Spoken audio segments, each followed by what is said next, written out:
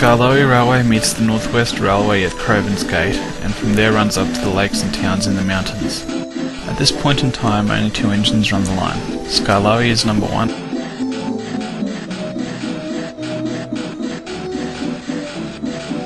And Rheneas is number 2.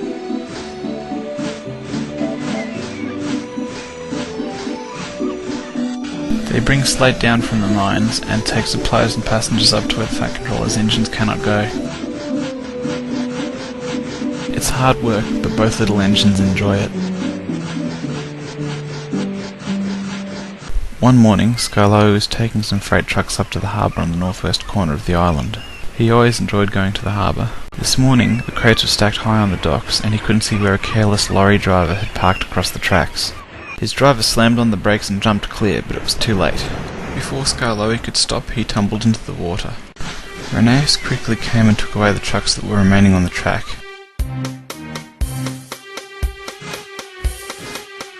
Then brought the breakdown train. The workmen quickly began recovering Skarloey from the shallow water of the harbour. Later that day, Rheneas was waiting in the shed. Skarloey had been taken to the railway's workshops to be mended.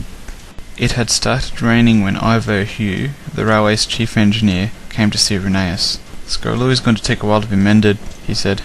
"Can you handle the trains on your own?" Rheneas looked doubtful. "I'll do what I can," he replied. He was still worried as he backed down onto his passenger train. He knew he'd have to pick up some freight cars at the harbour. It was the final run of the day, and the freight cars were usually handled by Skarloey. Rheneas usually handled the last passenger run, bringing his train down to meet Gordon at Crovan's Gate. Today, he'd have to take both trains at once. He quickly got underway and made good time as he headed towards the harbour.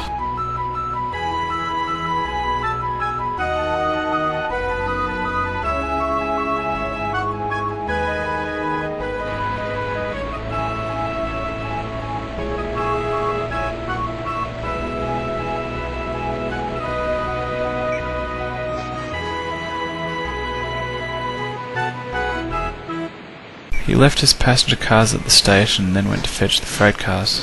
He put on a brave face, but he couldn't help worrying. He'd never hauled this many cars at once before. "Don't worry, Rheneas," called his driver. "We'll take things easy and see how we go." The rain had become heavier by the time Rheneas shunted the freight cars on the back of his passenger train.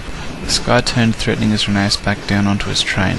Come on," he called to the coaches and trucks as he tried to get the heavy train moving. Rheneas grew more confident as the train continued down the line. Once he'd got it going, it wasn't that hard to keep moving. The rain had turned into a storm shortly before they approached a large hill. Rheneas pulled as hard as he could, but his wheels slipped on the rails and the heavy train held him back. Slowly, the train came to a halt. "It's no good," he said. "I can't pull the train." "I know," said Rheneas' driver. "We'll double the hill."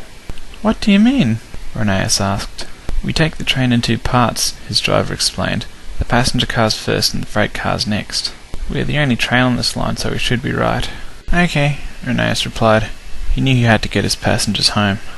Rheneas' fireman climbed out and set the handbrakes on the freight cars, while his driver uncoupled the passenger cars. They quickly climbed back into Rheneas' cab. "Okay, Rheneas, we should be ready to go." Rheneas began pulling forward, his wheels slipping slowly on the rails. Ever so slowly, the passenger cars began to roll along behind him. With a sigh of relief, he reached the top of the hill. It would be easy from here. When he reached the next station, he quickly pushed the passenger cars into a siding. Then he left to retrieve the freight cars.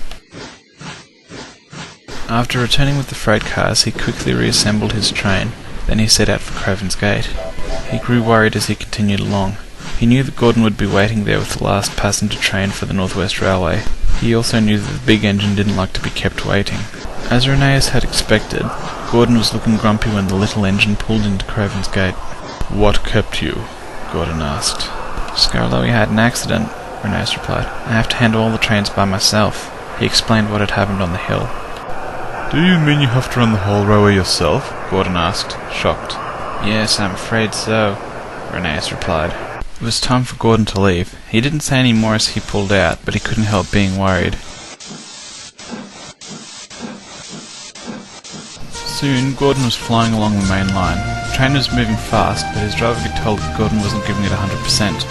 "You seem a bit distracted, Gordon," he called. He was right. Gordon was thinking about Rheneas' situation.